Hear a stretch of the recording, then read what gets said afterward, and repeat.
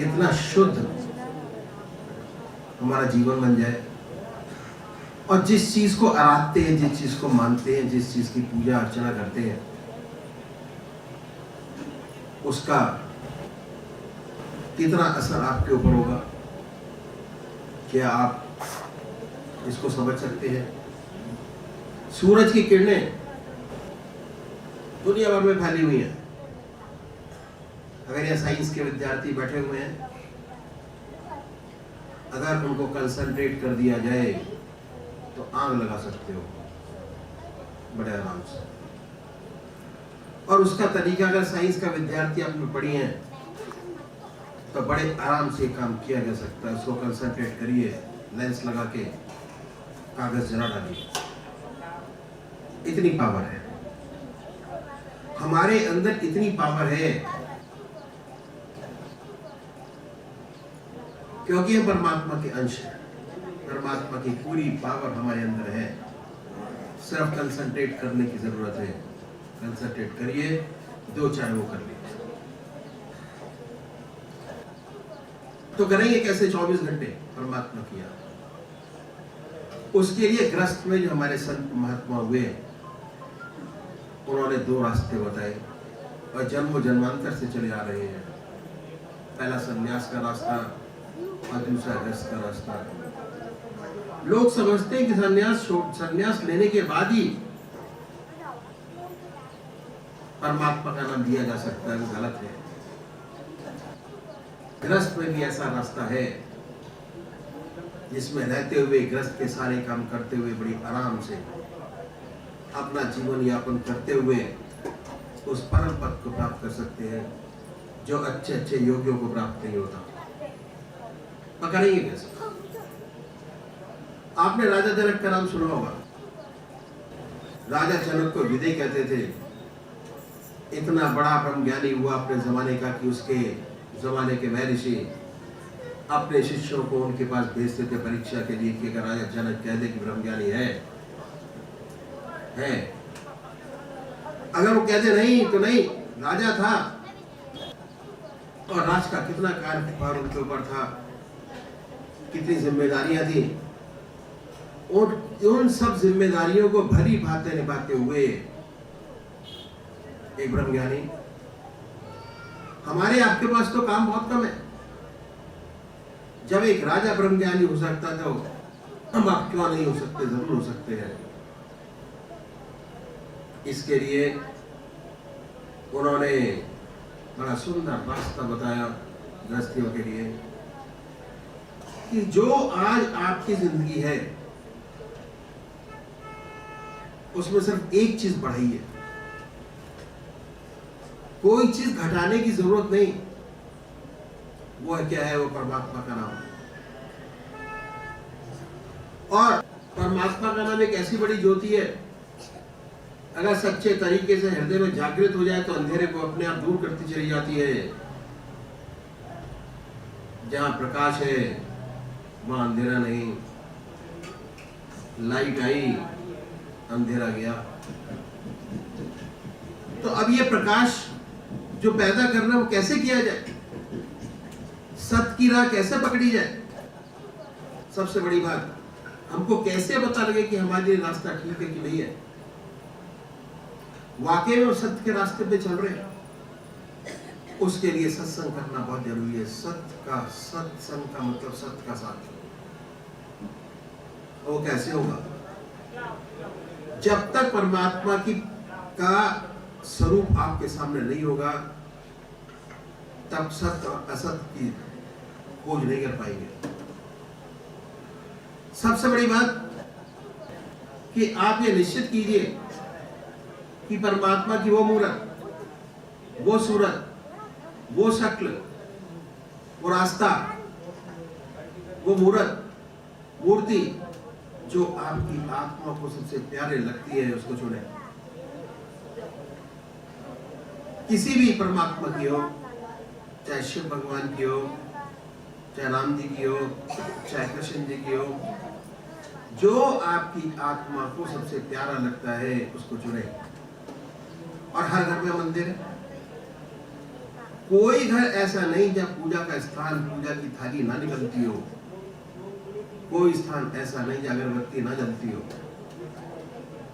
उसमें उस पूजा के स्थान पर बैठिए, जिस आसन से बैठे, इसी आसन पर बैठे, बैठकर बड़े प्यार से ये डिसाइड कीजिए कि कौन सी सूरत, कौन सी मूर्त, कौन सा इष्ट, कौन सा परमात्मा, कौन सा नाम ऐसा है जो हमारी आत्मा को सबसे प्यारा लगता है, उसको चुने। उसके बाद चुन लीजिए, फिर बदलिए नहीं। ऐसा नहीं कि आज आप राम की पूजा करें, कल कृष्ण की, परसों माँ की, तरसों देवी की, उसके बाद हनुमान जी की। ना, कोई फायदा नहीं है बदलने से। इष्ट एक, परमात्मा एक, नाम एक, चुनिए।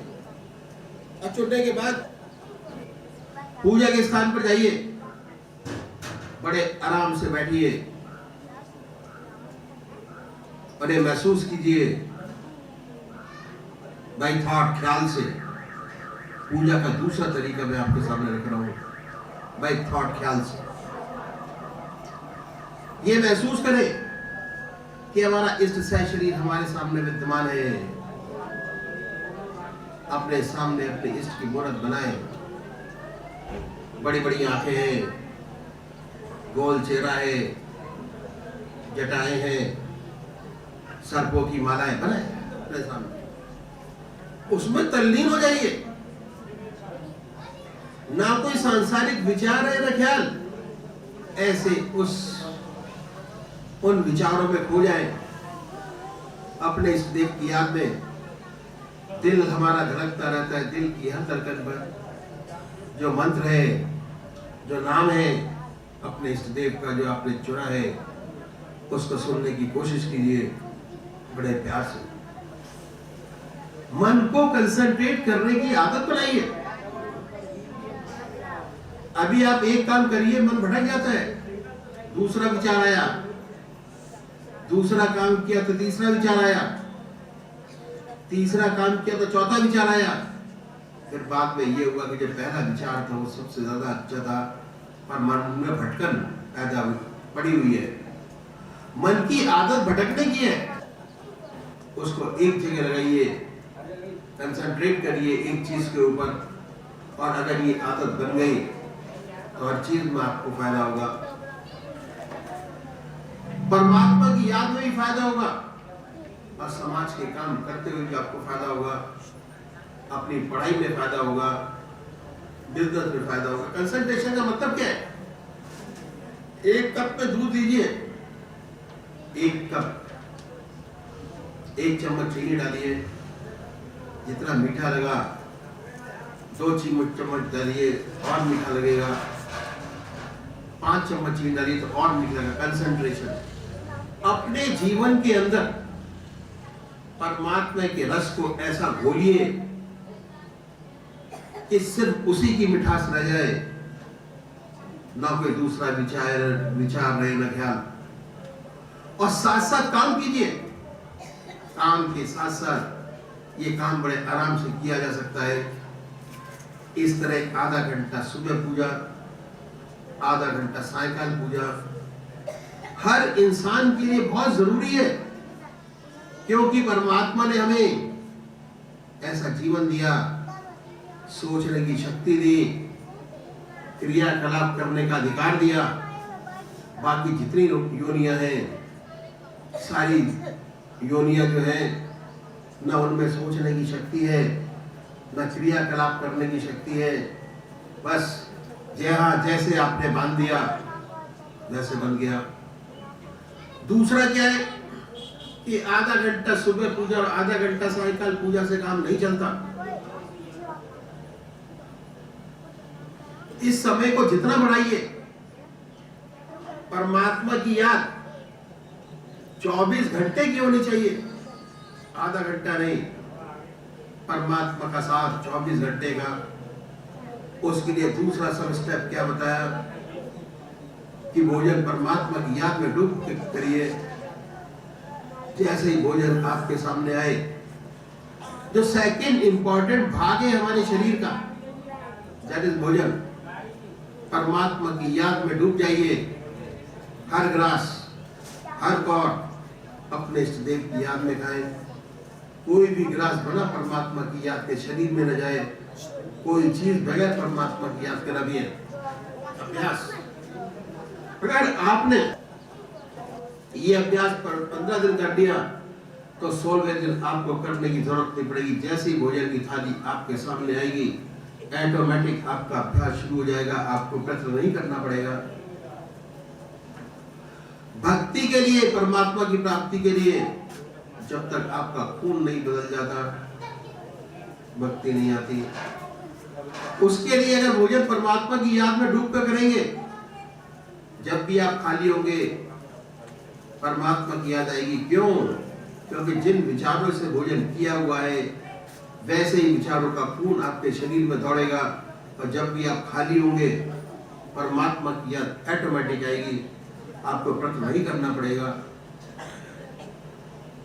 उसके बाद अब आधा घंटा सुबह पूजा, आधा घंटा सायंकाल पूजा, आधा घंटा दोपहर भोजन, आधा घंटा रात्रि भोजन, 2 घंटे का समय बड़े आराम से हर स्टूडेंट, हर साधक, हर ऑफिस में काम करने वाला बड़े आराम से अपने 2 घंटे परमात्मा की याद के कर अपने बनाए।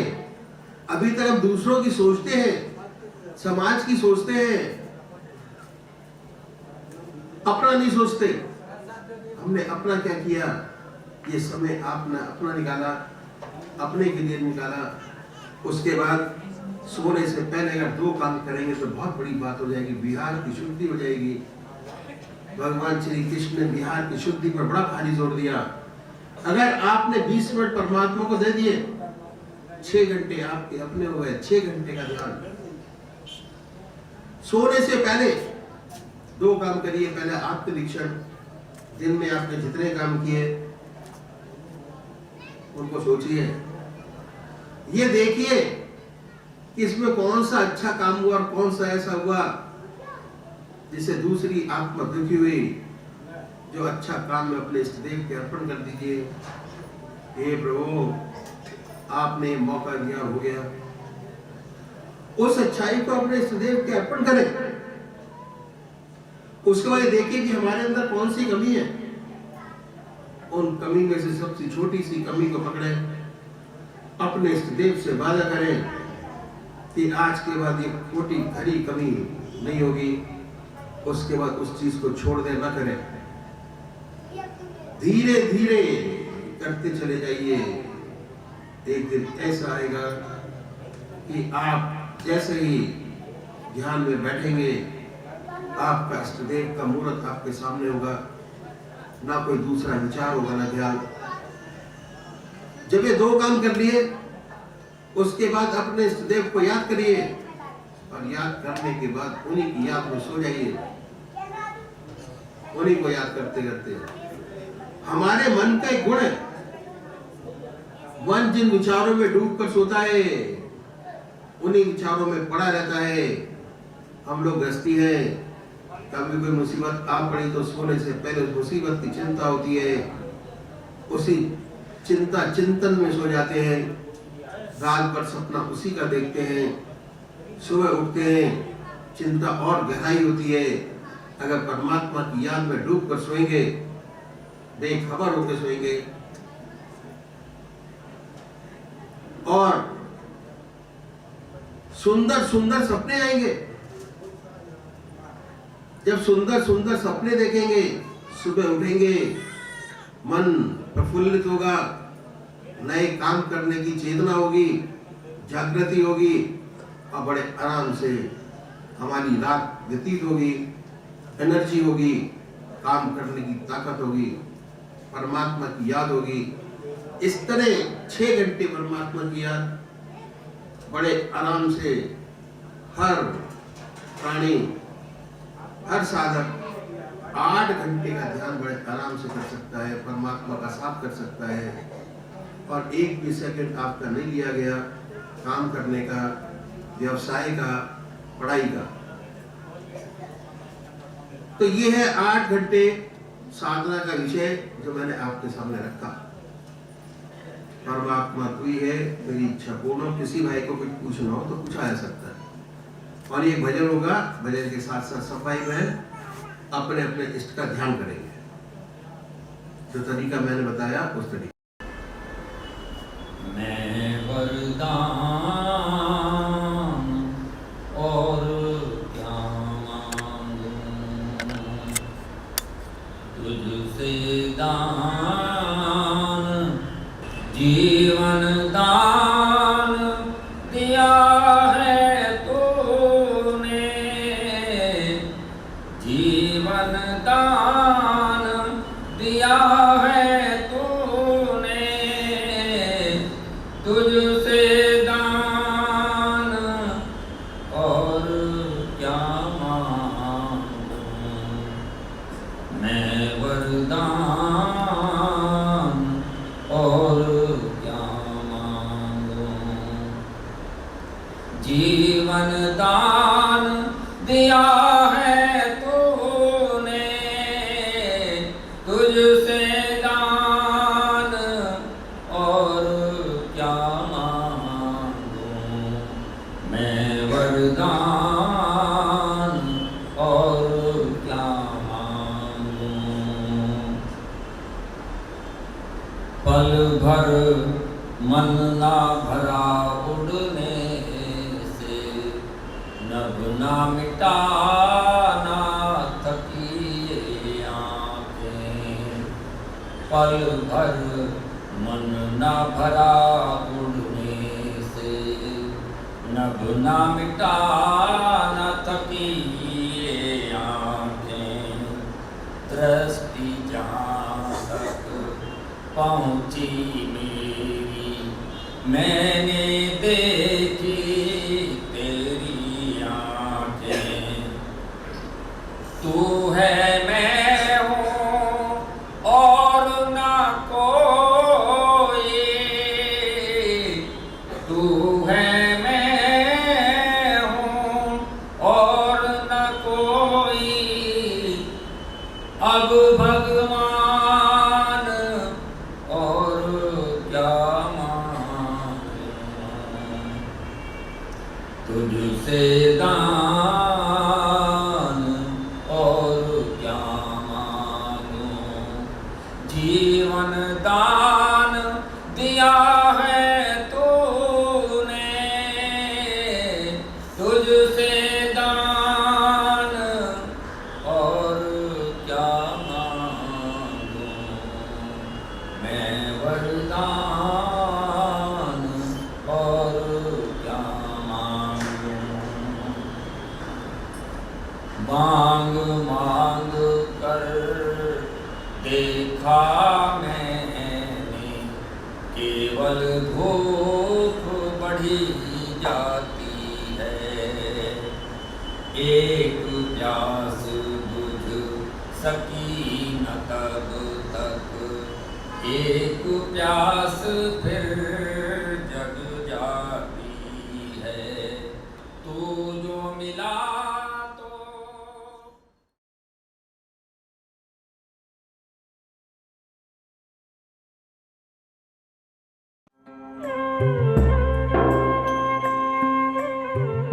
ध्यान योग के कार्यक्रम आनंद योग से निशुल्क जुड़ने के लिए संपर्क करें 9810239677।